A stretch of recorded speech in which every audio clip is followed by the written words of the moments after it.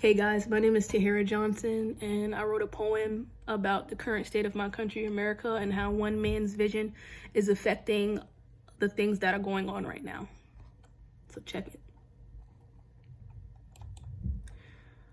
Every person has a vision, and that vision that we make for ourselves becomes art.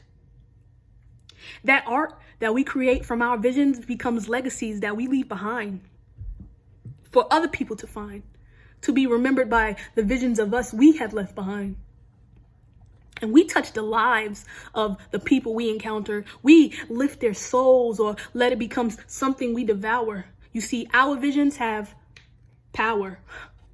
Power over what we become and power over what people we affected, power over people whom we have connected or disconnected with. Our visions bring life or death like a battery. Our visions become a beautiful masterpiece or one full of tragedy.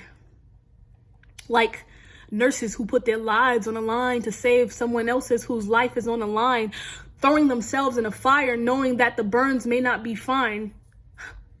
Versus a man who wants to make America great again by throwing our asses on the line. Go back to work, and if you get sick, I promise you'll be fine. All this at the midst of a virus that we really should try to contain. But what good would that be for his legacy of how he wants to be remembered for his economy and his brain? You see, he has a vision that we think is insane, but his vision is leading him to leave behind a legacy of putting us in pain. Because lives don't have as much value as a stock market peaking in gains. Because lives don't have value when you're a senior citizen or disabled walking on canes. Or folks who suffer from illnesses that may be vulnerable to COVID-19. You see, every vision has a dream. And dreams can be inspiring. Dreams can be exhausting. Dreams can be tiring. And when your vision is responsible for people dying old and people far from retiring, then at what point do you change your vision? Because blindly, you are destroying the economy, and that's the opposite of your vision. Blindly, you say you want to make America great again, but how are you doing that by letting Americans die from your decisions? Dear Mr. President, I ask you, what type of legacy do you want to leave behind?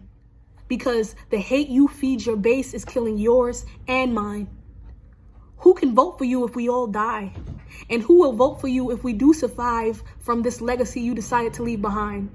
When brothers have died and mothers have cried and children grew ill and the elderly were thrown aside, your vision for us looks like a homicide.